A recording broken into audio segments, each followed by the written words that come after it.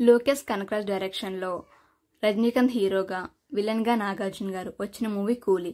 ఈ మూవీ ఎలా ఉంది, అసలు కథ ఏంటి, ఇవన్నీ తెలుసుకోవే ముందు మన ఛానల్ ఎవరైనా కొత్తగా చూస్తున్నట్లయితే సబ్స్క్రైబ్ చేసుకోండి, మర్చిపోకండి. ఈ మూవీ ఇంక రివ్యూకి వెళ్ళిపోదాం. అందరూ బాగా ట్రైలర్ని గమనిస్తే అందులో కుర్చీ కనబడుతుంది.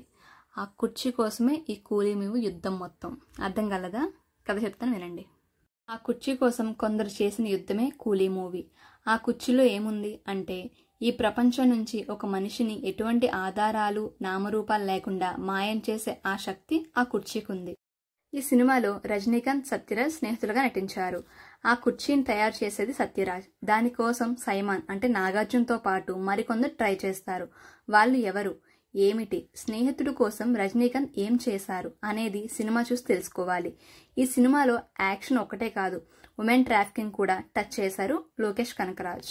నాకైతే మూవీ బాగా నచ్చింది. ఎందుకంటే 3 ట్విస్టులు, 6 యాక్షన్ బ్లాక్లు, Rajinikanth mark acting, Lokesh Kanagaraj screenplay wow super అనిపించింది. ఇప్పటి వరకు లోకేష్ కనకరాజ్ తీసిన సినిమాలతో కంపేర్ చేస్తే స్క్రీన్ ప్లే పరంగా కూలీ ది బెస్ట్ అని చెప్పొచ్చు.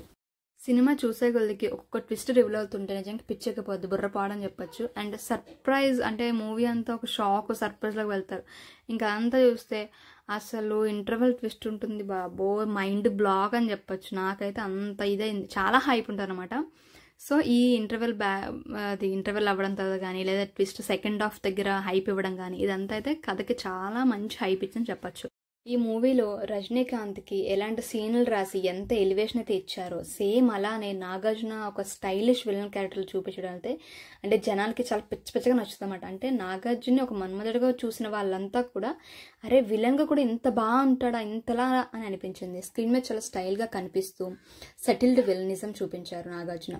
ఇంకా మూవీలో చాలామంది క్యారెక్టర్లు ఉన్నాయి. ఇంకా చాలామంది చెప్పాలంటే రోలెక్స్ తరహాలో అయితే అమెరికన్ క్యారెక్టర్ కూడా చాలా బాగా అంటే చాలా ఆకట్టుకుంటుంది జనాల్ని.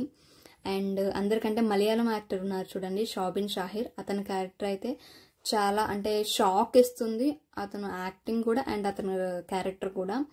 అండ్ శృతి హాసన్ అయితే కొంచెం డీ గ్లామర్గా చూపించారు. అంటే ఆవిడ రోల్కి అలానే చూపించారు. అది కూడా నటన కూడా చాలా బాగా అంటే ఆవిడ డల్నెస్కి ఆవిడ రోల్ చేసినందుకు చాలా అంటే ఆవిడ క్యారెక్టర్కి ఇంపాక్ట్ కూడా చాలా బాగా పడింది. సో ఆవిడ కూడా బాగా ఆకట్టుకుంటుంది. అండ్ పూజా హెగ్డే ఆవిడ వచ్చి సాంగ్ డ్యాన్స్ సరిపోవడం, అదే కాకుండా అంటే చాలా వరకు ఆవిడ సాంగ్ మైండ్లో ఉండడం కానీ లేకపోతే ట్రోల్ అవ్వడం కానీ. సో నాకైతే ఓవరాల్గా సినిమా అయితే చాలా చాలా చాలా బాగుంది. ఫ్యామిలీ అంతా వెళ్ళి ఎలాంటి ఇబ్బంది లేకుండా కొంచెం నవ్వుకుంటూ కొంచెం షాక్ కొంచెం సర్ప్రైజ్ యాక్షన్ అన్ని ఫీల్ అయ్యి బయటకు వస్తారు. మూవీ అయితే చాలా బాగుంది.